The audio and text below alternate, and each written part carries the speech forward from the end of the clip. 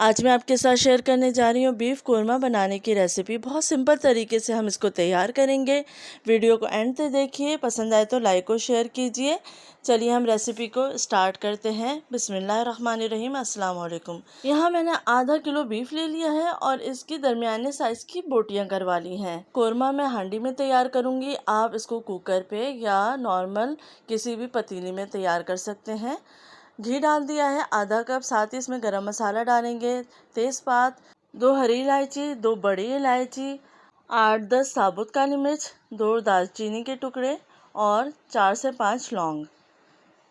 ये तमाम गरम मसाला हम इसमें डाल देंगे और इसको हल्का सा फ्राई करेंगे। जैसे ही फ्राई होना शुरू हो जाएगा हम इसमें डाल देंगे 1 पाव दही। दही को मैंने अच्छे से फेंट लिया था। आधा किलो गोश्त के लिए 1 पाव दही काफ़ी है और इसको अच्छे से मिक्स कर लेंगे ताकि गुठलियाँ ना बने। दानेदार कोरमा हम तैयार करेंगे बिल्कुल बाज़ार जैसा। और इसमें मैंने डाल दिया है नमक, 1 टीस्पून पिसी हुई लाल मिर्च, 1 टीस्पून पिसा हुआ धनिया, 1 टीस्पून और 1 टीस्पून सफ़ेद ज़ीरा और जायफल जावित्री का पाउडर 1 टीस्पून, और इसको अच्छे से मिक्स कर लेंगे। मैं एक बीफ का कोरमा हांडी में तैयार कर रही हूँ, हल्की आंच पे पकेगा तो बहुत ही मज़ेदार बनेगा। आप इसको कुकर में भी बना सकते हैं।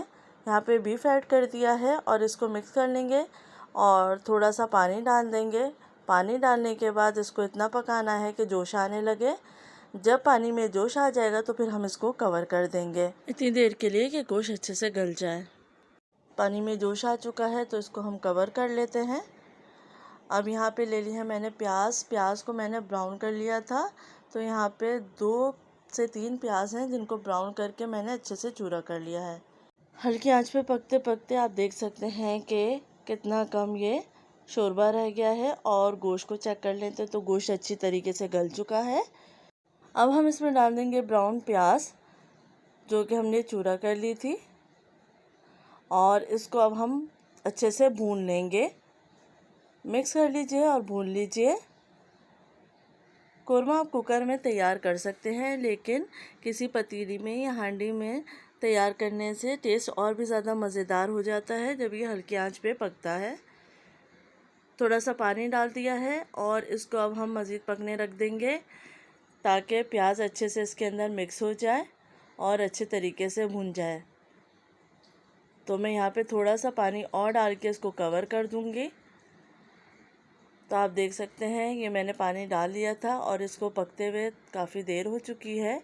तकरीबन 10-15 मिनट इसको मैंने और मज़ीद पकाया है ताकि प्याज अच्छे से मिक्स हो जाए। और आप देख सकते हैं प्याज इसमें अच्छे से मिक्स हो चुकी है और ये तकरीबन कोरमा तैयार हो चुका है, तेल ऊपर आ चुका है। थोड़ा सा इसको हम अच्छे से और भून लेंगे और लास्ट में इसमें डाल देंगे केवड़ा, चंद कतरे केवड़ा एसेंस डाल दिया है, और इसके बाद अब ये कोरमा तैयार हो चुका है। अच्छे से भून लें और भूनने के बाद फ्लेम को ऑफ़ कर दें।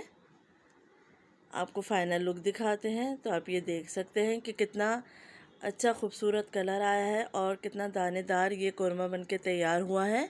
बिल्कुल बाज़ार जैसी लुक आ रही है। उम्मीद है आपको ये रेसिपी पसंद आएगी। अपना ख्याल रखिएगा। अल्लाह हाफ़िज़।